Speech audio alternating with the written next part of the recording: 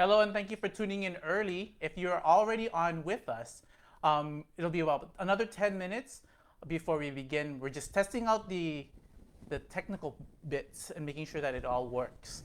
But in the meantime, it would be great if you could introduce yourself and let us know where you're tuning in from. And if you're connected through a particular parish, let us know. We'd be happy to hear from you and then see if you have any questions for us, and maybe we can answer them before our discussion starts. So we'll be with you in a few minutes.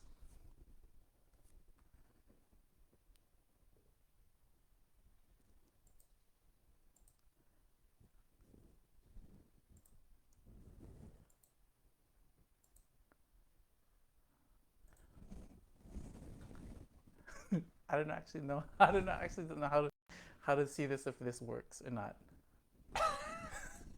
Oh, it's working. It's working. We're on. Oh, tonight just keeps getting sillier. I love this. Hi, you guys. I'm telling you, we try every week. We try every week, and we cross our T's and dot our I's, and we still figure we No, still no. yeah, we did. We started at 5 o'clock, and we're like, oh. So All the pieces, parts are here. How do we make them fit together? yeah. Oh, that's the problem. I mean, I'm not so old that I can't figure out the technology, but I'm just old enough that I don't know what it does. Nor do I care. I mean, at this point, it's just I know what I know, and that's about the extent of it. Oh yeah.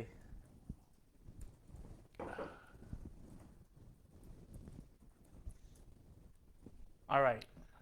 So that's that. So again, if you're tuning in a few minutes early, I see that 6 of you are. Thank you for coming early, but do let us know where you're tuning in from. We're just making sure that all of our equipment is working before we actually start our discussion. So we'll start promptly in about 7:30.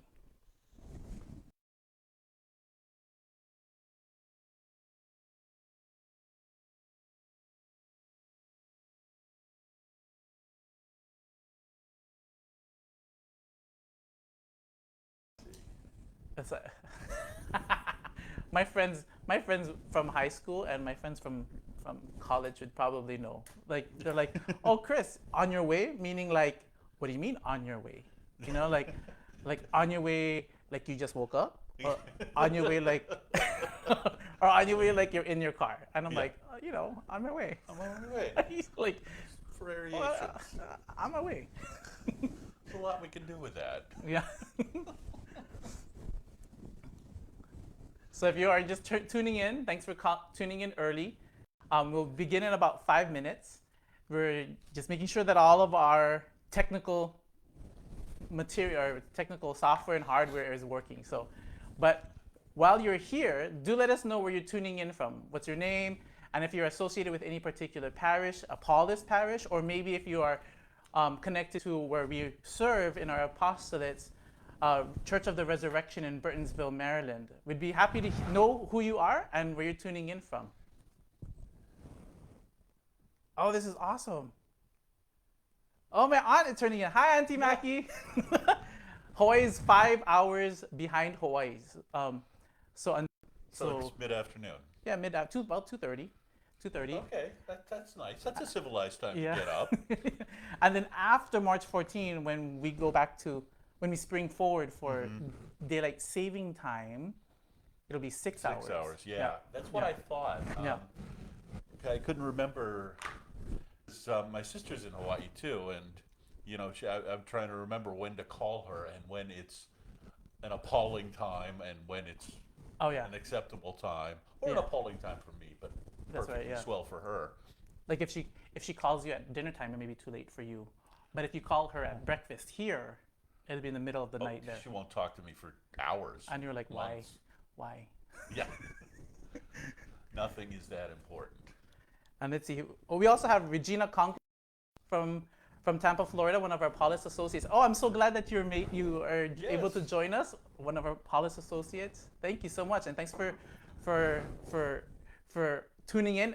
Please, if you have any questions, do let us know. I'll be in charge of checking the chats. So, and I'll be bringing it up into discussions. If we don't get to all of the questions or comments tonight, we'll be following up with them until Sunday. So, whether you're watching now live or if you're tuning in a just replay, do feel free to interact with us, and we'll make sure to continue watching this feed and the text that you send all the way through Sunday. So, yeah. I mean, it's not like we're doing much of anything on Sunday anyway. No, it's okay. Yeah. Couple masses, go play golf. That's Oh, really yes. all there is to it. When it's cold. I wish the only kind of golf I know how to play is putt-putt. I used to play golf a long time ago, but then I realized, being out in the sun for 5 hours, 6 hours at a stretch is not something us pasty-faced white boys like. Oh gosh, wow. Well, I don't know.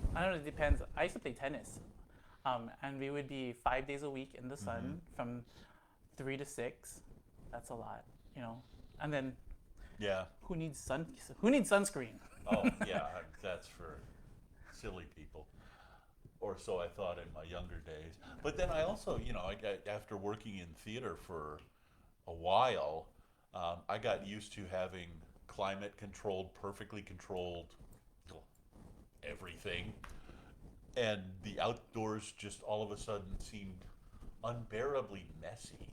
Oh yeah, yeah, because dust and whatever. I mean, you walk into a theater and it's dark, and you control all the lighting and the temperature, and I mean, I just know what to expect when I went to work. It's going to be cold. It's going to be dark. Oh yeah. And even in the middle of summers, you get there in shorts. Yeah, it's controlled. And then you put on. Yeah, everything's controlled. Yeah. Put on more clothes because you expect your temperature for the room is for an audience of however many hundreds of people you're bringing. Yeah. So.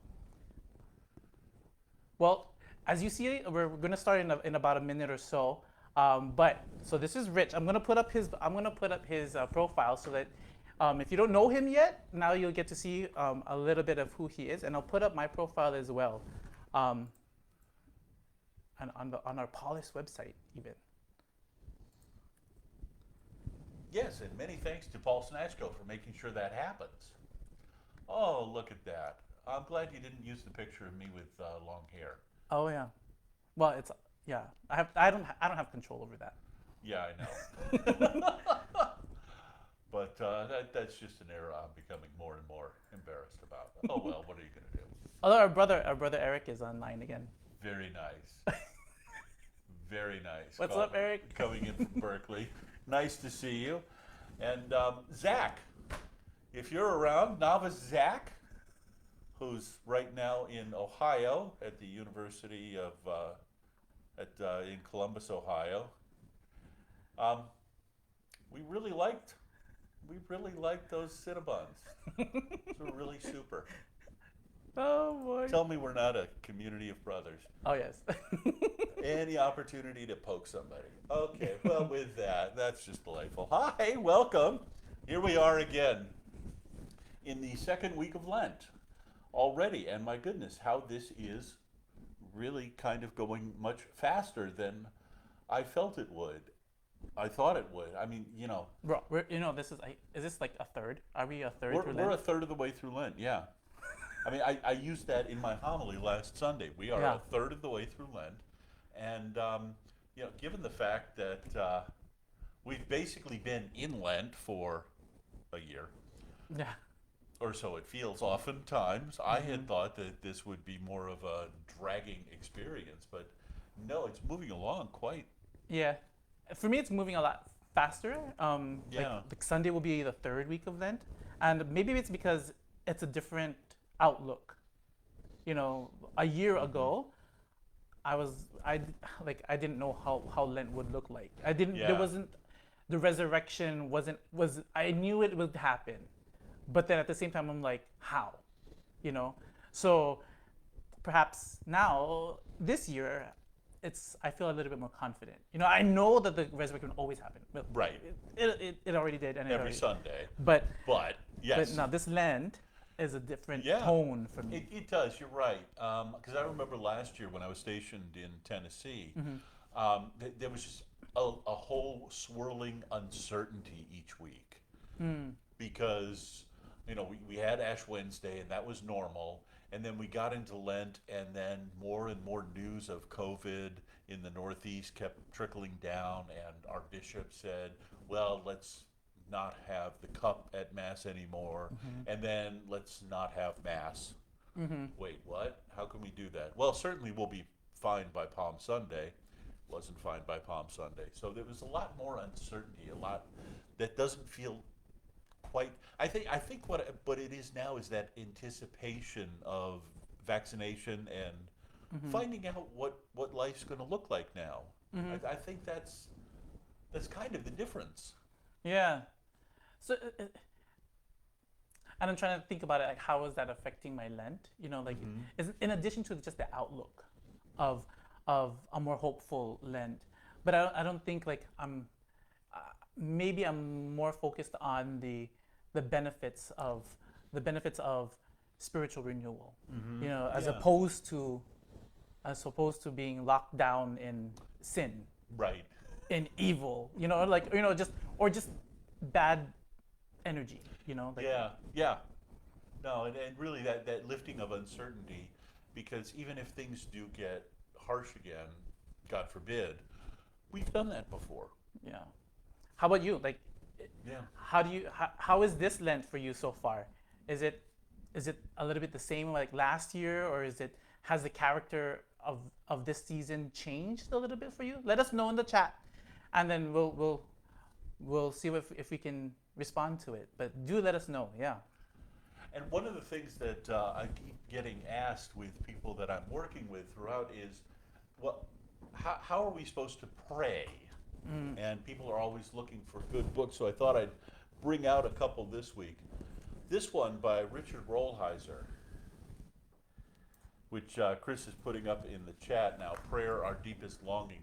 It's a slim book, it's fairly easy to get through, and it's a really nice meditative exploration. It's not very expensive, it's not Paulist Press, not everything's perfect, but as Chris put the link in, this is a very, very good book. Rollheiser is really an excellent, excellent author, and an excellent thinker and theologian, and really great in translating that to down to most of us.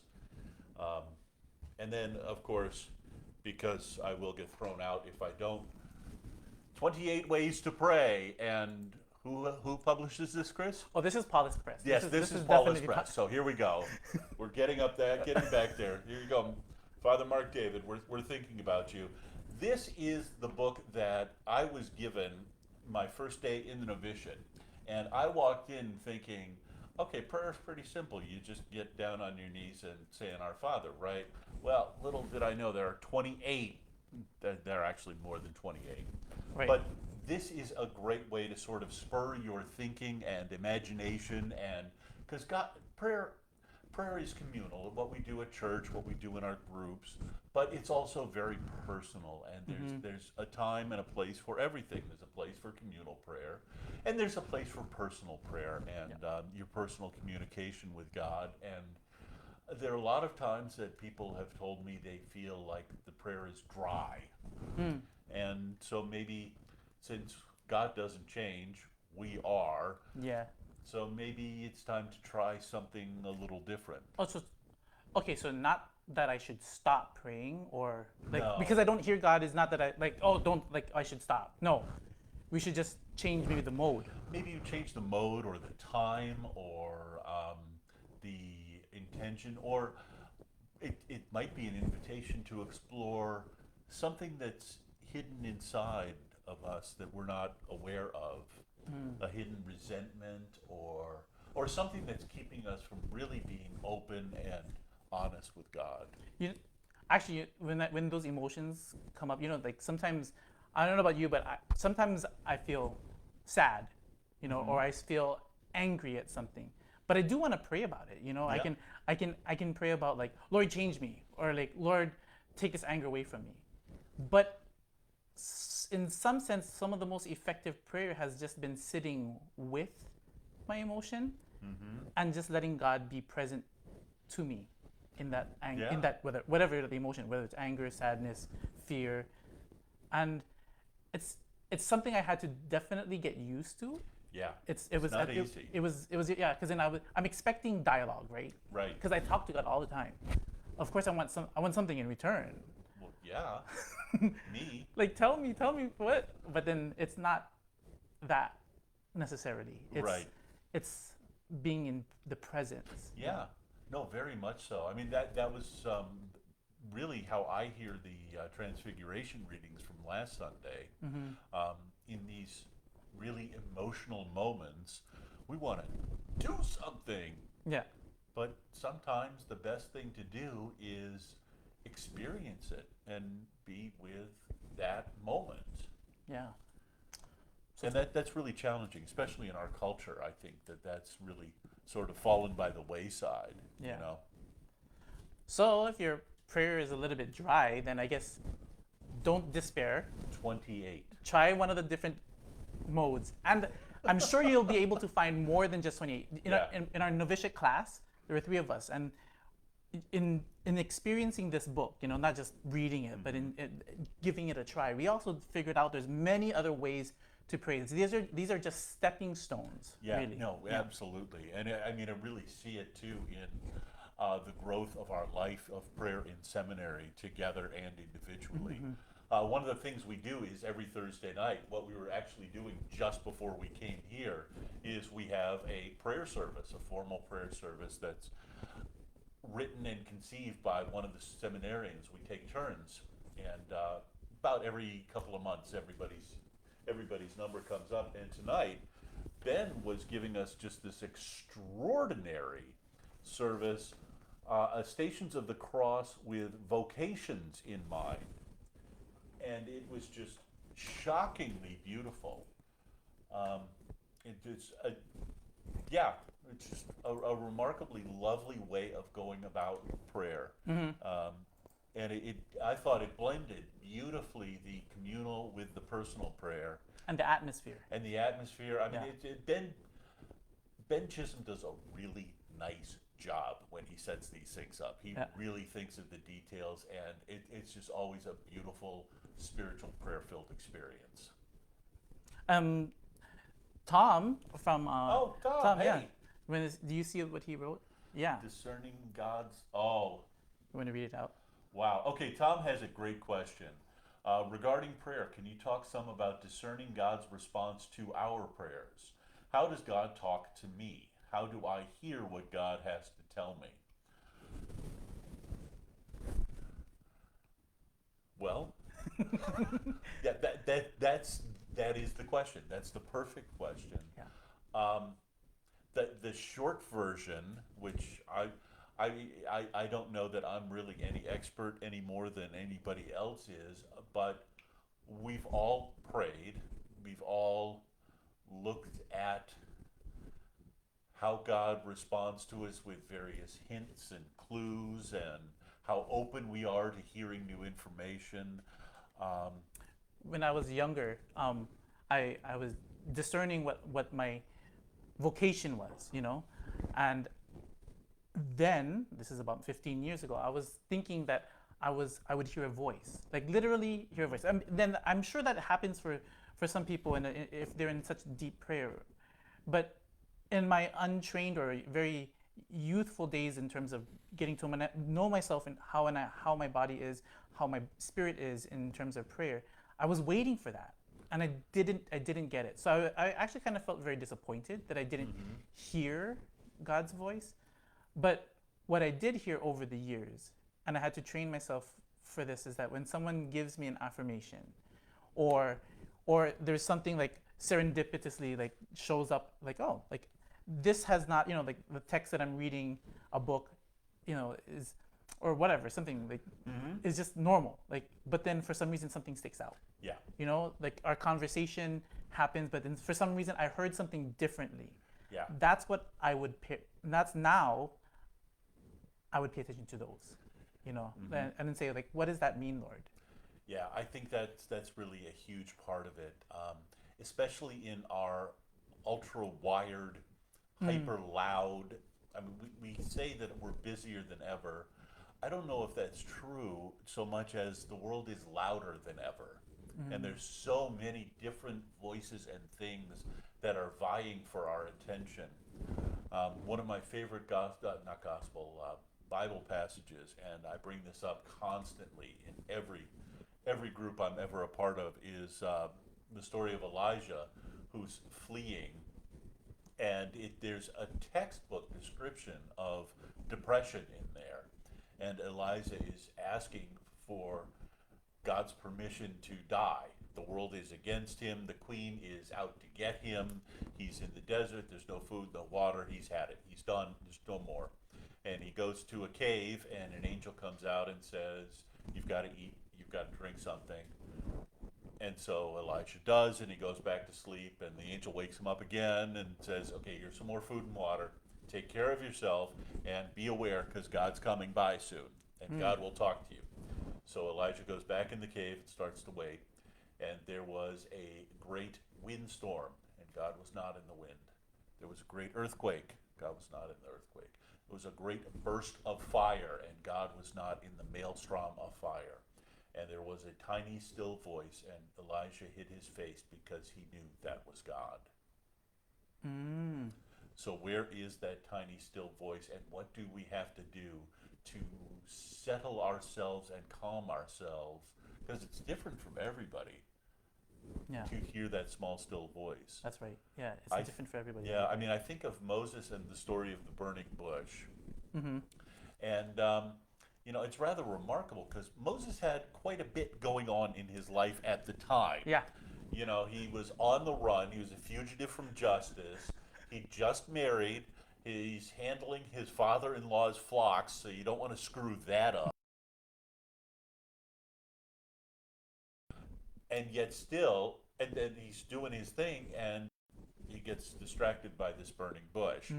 I have to wonder how many burning bushes he walked by while thinking about being a fugitive from justice and his new wife and being caring for his father-in-law's flocks before he actually went over and said, "Hey, what's going on over there? There's a burning bush. There's a burning bush there, and it's not getting consumed.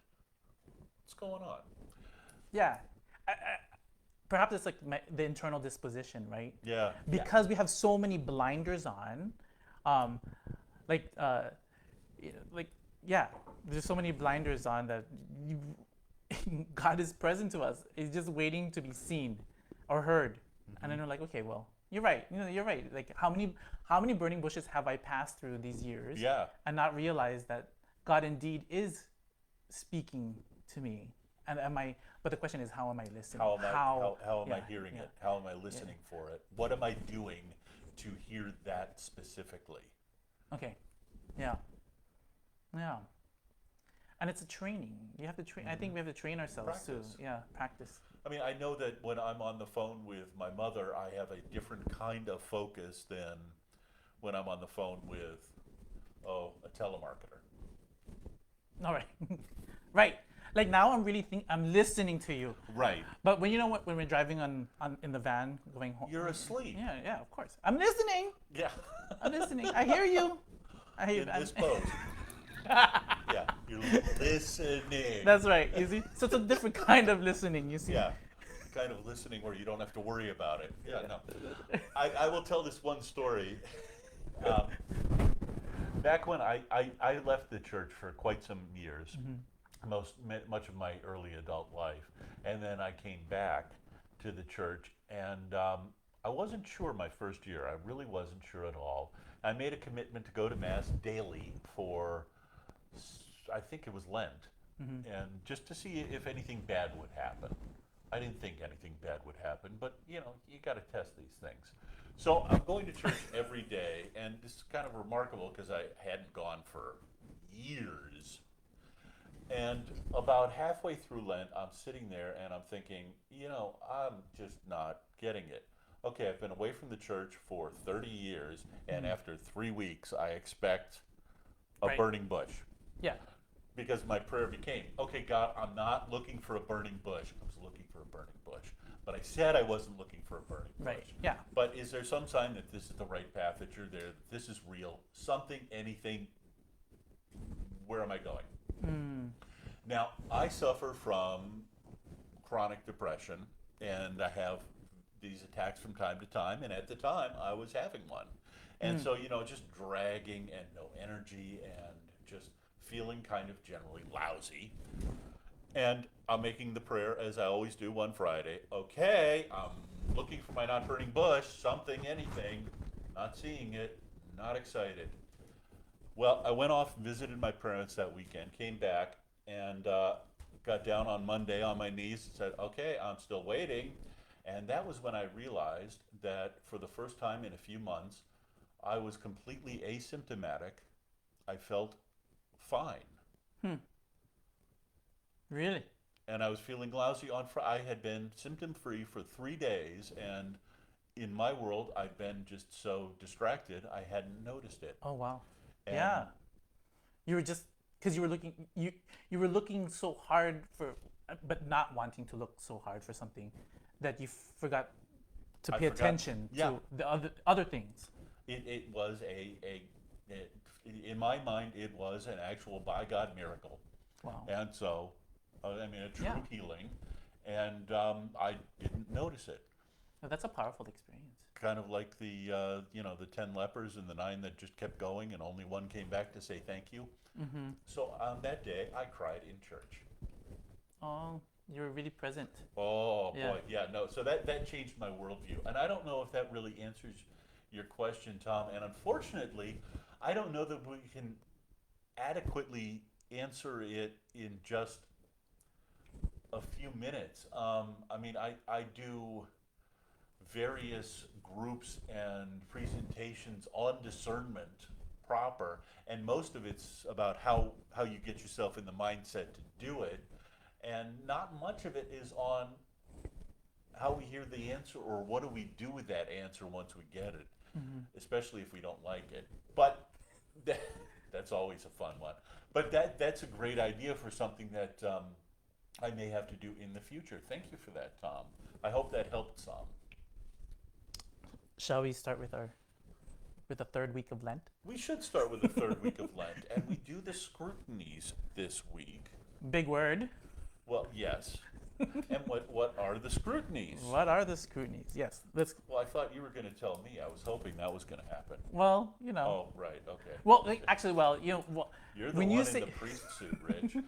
well, the scrutiny, the first thing that come to mind is the word scrutinize, and that's a negative word. That word for me has a negative connotation. Right. So, but scrutiny for what? Scrutiny in what context? And maybe I don't know. The scrutinies are an absolutely beautiful series. It's 3 weeks in Lent, and it's when members of RCIA, the people who are looking at joining the church as adults, are presented to the church So over 3 3 weeks, Sundays. yeah. Yeah, the third, fourth, and fifth Sunday of Lent.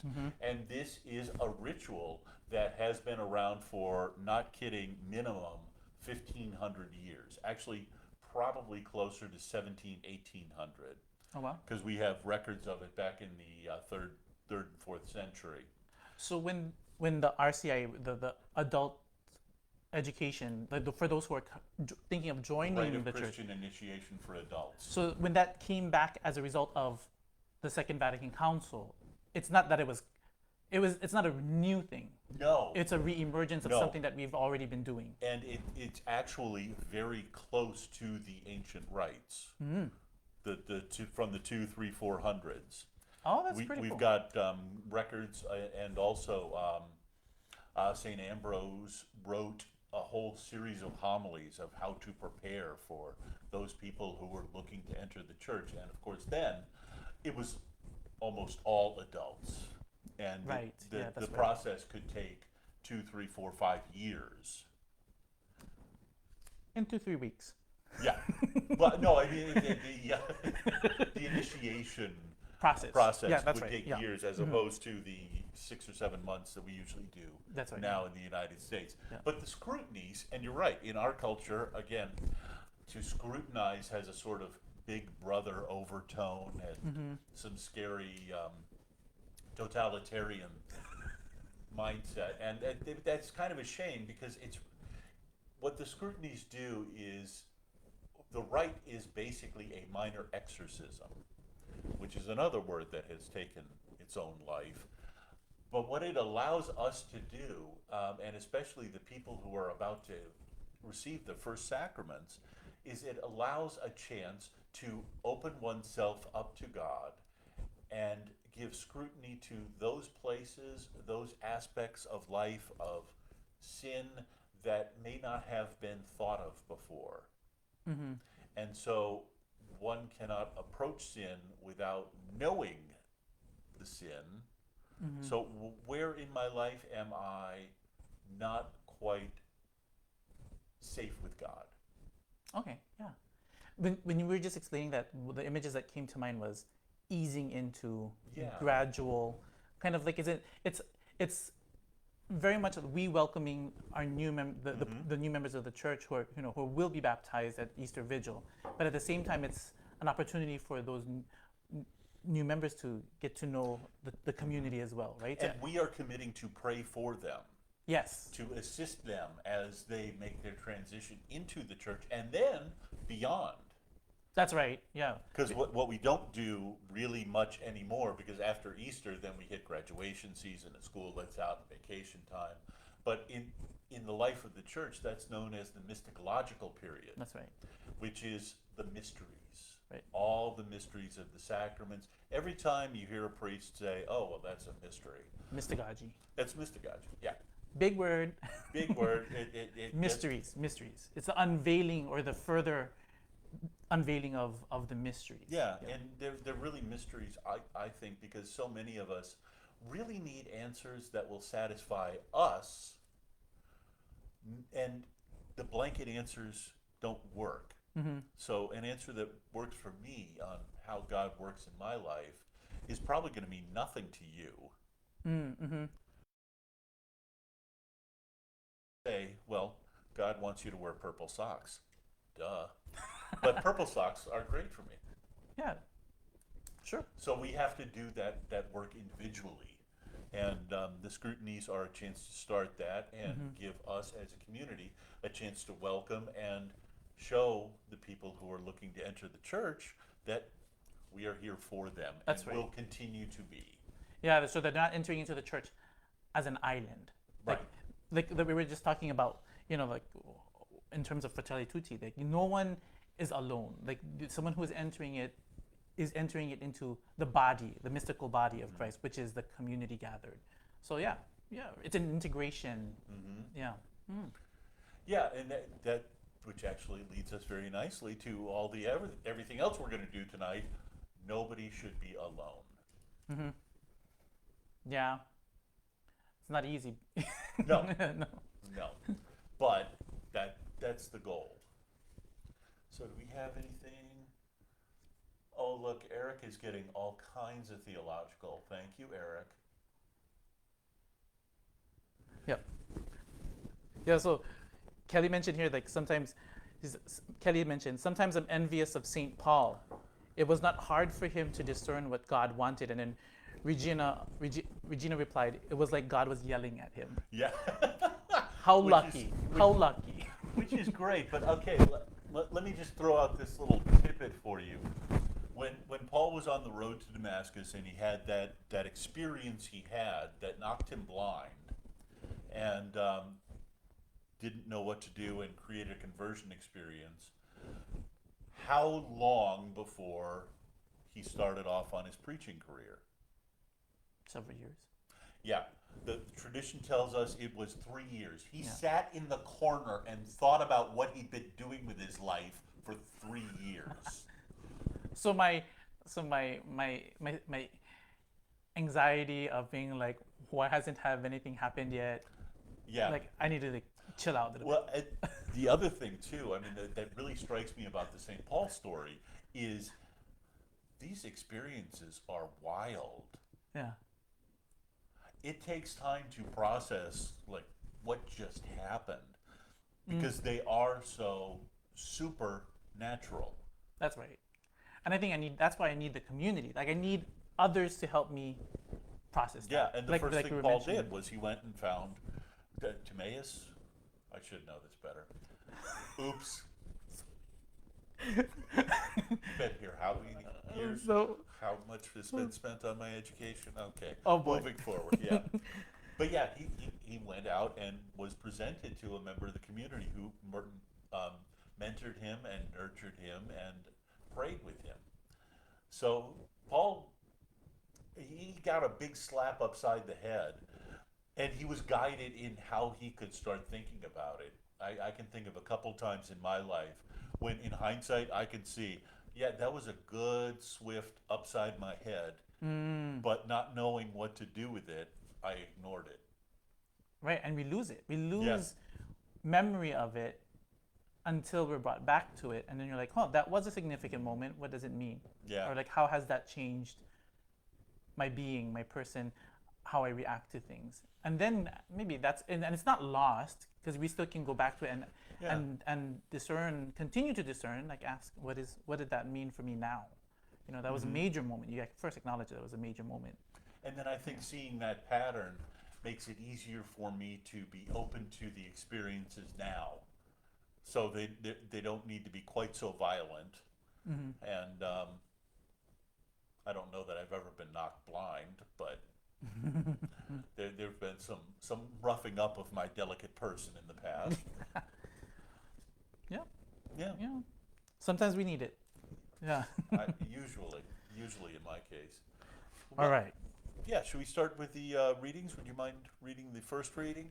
I would suggest you may want to stretch a little bit because the gospel is long. Just fair warning. Just All right, our first reading comes from the book of Exodus. In those days, in their thirst for water, the people grumbled against Moses, saying, "Why did you ever make us leave Egypt? Was it just to have us die here of thirst with our children and our livestock?" So Moses cried out to the Lord, "What shall I do with this people? A little more, and they will stone me." The Lord answered Moses, "Go over there in front of the people, along with some of the elders of Israel, holding in your hand as you go the staff with which you struck the river. I will be standing there in front of you on the rock in Horeb. Strike the rock, and water will flow from it for the people to drink." This Moses did in the presence of the elders of Israel. The place was called Massah and Meribah, because the Israelites quarreled there and tested the Lord, saying, "Is the Lord in our midst or not?" And our gospel reading comes from the book of John.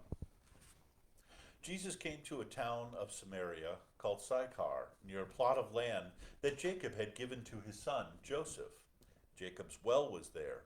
Jesus, tired from his journey, sat down there at the well. It was about noon. A woman of Samaria came to draw water. Jesus said to her, "Give me a drink." His disciples had gone into town to buy food. The Samaritan woman said to him, "How can you, a Jew, ask me, a Samaritan woman, for a drink?" For Jews use nothing in common with Samaritans. Jesus answered and said to her, "If you knew the gift of God and who is saying to you, 'Give me a drink,' you would have asked him, and he would have given you living water." The woman said to him, "Sir, you do not even have a bucket, and the cistern is deep. Where then can you get this living water? Are you greater than our father Jacob, who gave us this cistern and drank from it himself with his children and his flocks?" Jesus answered and said to her, "Everyone who drinks this water will be thirsty again. But whoever drinks the water I shall give will never thirst.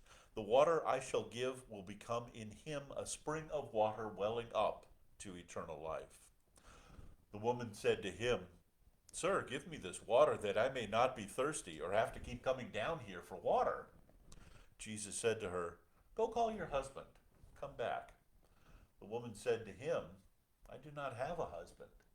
Jesus answered her, "You are right in saying, I do not have a husband, for you have 5 husbands, and the one you have now is not your husband. What you have said is true." The woman said to him, "Sir, I see that you are a prophet. Our ancestors worshipped on this mountain, but you people say the place to worship is in Jerusalem." Jesus said to her, "Believe me, woman, the hour is coming when you will worship the Father neither on this mountain nor in Jerusalem. You people worship what you do not understand. We worship what we understand because salvation is from the Jews. But the hour is coming and is now here when true worshipers will worship the Father in spirit and truth. And indeed, the Father seeks such people to worship him. God is spirit, and those who worship him must worship in spirit and truth." The woman said to him, "I know that the Messiah is coming, the one called the Christ. When he comes, he will tell us everything." Jesus said to her, "I am he, the one speaking to you." At that moment the disciples returned and were amazed that he was talking with a woman. But still no one said, "What are you looking for?" or "Why are you talking with her?"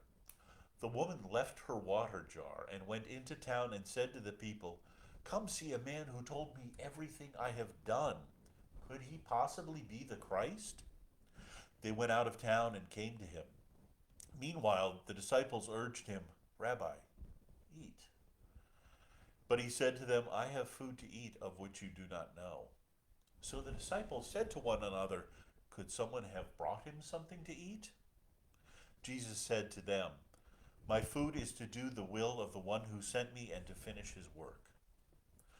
Do you not say in 4 months the harvest will be here? I tell you, look up and see the fields ripe for the harvest. The reaper is already receiving payment for gathering crops for eternal life, so that the sower and the reaper can rejoice together. For here the saying is verified, that one sows and another reaps. I sent you to reap what you have not worked for. Others have done the work, and you are sharing the fruits of their work." Many of the Samaritans of that town began to believe in him because of the word of the woman who testified, "He told me everything I have done." When the Samaritans came to him, they invited him to stay with them, and he stayed there 2 days. Many more began to believe in him because of his word, and they said to the woman, "We no longer believe because of your word, for we have heard for ourselves, and we know that this is truly the Savior of the world." Wow. I told you it was long. I know, but like it's not just that it's not long when you're actually like encapsulated by the story. You know, this story is about Jesus was talking to a woman. Like in that time, men who are not husbands or family members are not supposed to talk to women, right? Especially rabbis, Right. teachers, of which Jesus was. Right. And the other thing is she's not of the same people. She's a Samaritan. Samaritan, yeah. And that was a severe split in So she got 2 things going against her. right. And There's probably more because it mentions very clearly in the morality, her 5 husbands. Oh there's that. But I mean, I was thinking at the beginning when it says it was noon. Yeah. Noontime is not the time to come draw water. No. You draw water it's when hot. it's cool. Yeah, it's too hot. So she's obviously been ostracized by her own community. Oh gosh. There's some reason she's not going with the other women at the normal times to get water. It could be an emergency, but she has time to talk to a strange man, so it's probably not that desperate an emergency that she needs more water right now, midday. So she just couldn't go. She was either couldn't go or not able to go or was not allowed to go at Or the just normal. unwilling. Yeah, unwilling. So there's multi layers to her, to the person, to this person. to her character. You know. Yeah, and what's interesting, this is far and away the longest dialogue in John. Okay. If a gospel writer knows that it's going to be a long gospel, it seems like as if was it intentional? Like, you're not going to write something so long for no reason. So it's the long, and she's never named. Oh, you went all this way and you didn't give her a name. No. Now Nicodemus, who's another one that Jesus has long talks with in John's gospel, we know his name, but we don't know her name. What if you were the gospel writer, why not? Like other characters, like maybe not this particular passage, but like others, they have names. Like women, like in the Gospel of Luke, women have names. Yeah, I think that it kind of goes to Jesus's preaching for all idea. So it's not her is not just one individual person, but she is a representation of not even just her gender. Like anybody who has ever been maybe like excluded. Yeah, I mean, she is marginalized and then marginalized and then marginalized again, and yet still Jesus initiates the conversation, which is completely against protocol and the social mores of the time, and then he winds up staying 2 days. I know, they invited them. They invited him, and he stayed. Yeah. So I mean, it's just really breaking down the barriers there in a very tangible way. Yeah. So did let me see if I heard this right. Did the Samaritans invite Jesus because of her testimony? Did it say that? You told me everything. They invited him to stay. Yeah. Yeah, they invited because of what she said, and then they heard Jesus preach and came to their own conclusion. So it's very interesting. Like her character has been the catalyst. Yeah, she's the catalyst, even though she's portrayed as a person who's been excluded. She's the outside of the outside. But she's the key person. But she's the one that really makes that connection. That's really interesting. Isn't that though? This is even more. Oh gosh, like there's a lot more to this than just reading through. Yeah, no, this is an immensely rich gospel passage. I don't know what we're going to be doing on Sunday in your various churches. There is an abridged version, and Chris and I were having a brief debate before we went on air about should we do the shorter version? And at the last minute, I just kind of threw my weight around and said, no, I got to do the long one. Yeah. Because it's got all those details that aren't in the short one. You can get through with the short one, but the long details that really... it further develops who she is, I think. Yeah. Like the one thing that I think I remember asking was the 5 husbands. That's not part of the short. No, that's not part of the one. But that's an interesting detail. Yes. And so, and I'm not quite sure what to do with that, quite honestly. I mean, if I had to preach on this right now, that would not be my focal point. No. And there's so many points within the gospel. Thank you, Eric. Appreciate it. So many points within the gospel. I honestly don't know where to land with it. I know. Because there's so much going on. I mean, we're moving more towards the marginalized people, which makes sense when we've got Fratelli Tutti here, Pope Francis's encyclical, Paulist Press. But yeah, and when I think about marginalized, so like when I think about someone who has been marginalized, someone who has been pushed out, like there's an intentionality on the person on behalf of those who are pushing, and but I also was wondering too when maybe hours ago when I was preparing for this, is that like what can someone like in our society be marginalized by chance, not by intention. You know, because the system is set up such that someone is forgotten or left out. Yeah, I mean, I can see it happening because people don't think through. But COVID testing. That's Oh a boy. good one. Oh boy. Oh, don't get me started on COVID testing. So we both became eligible for the vaccinations in DC in our zip code this morning. So at 9 a.m., both Chris and I logged on dutifully like good little doobies that we are. And I have to admit, this is the third time I've tried. I got further than I ever have before. I got to the map where you can pick the place where you take the shot, and I clicked on Providence Hospital, and they were full. Yeah, me So too. I hit the button that said go back to the map, and the system froze. Yeah, same thing.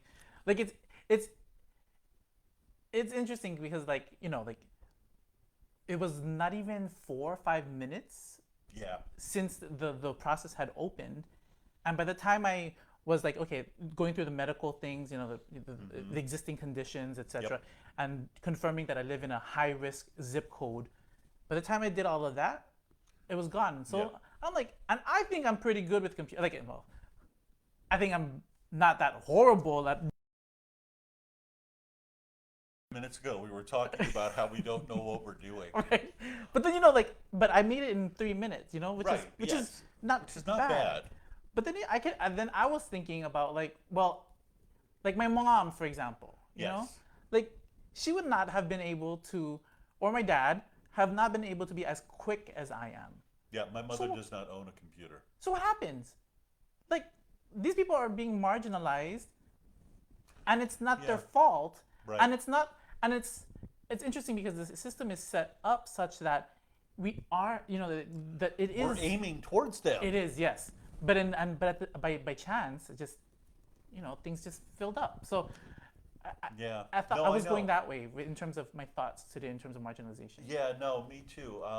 Because mom's had a wicked time trying to get vaccinated, and she's in really the highest at-risk group between age and medical conditions, and she doesn't have a computer, and every time she tries to call, the phone lines crash, Yeah, which is what happened to us. yeah, So, although I kind of don't want to live in a world where I believe that this system is being set up to fail. it's not.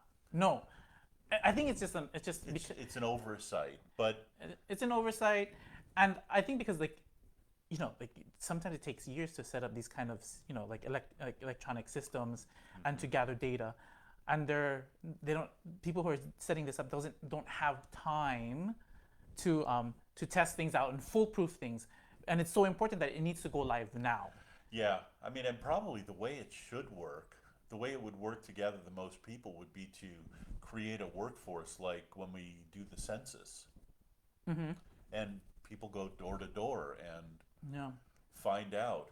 And I mean, the census is pretty remarkable what they do.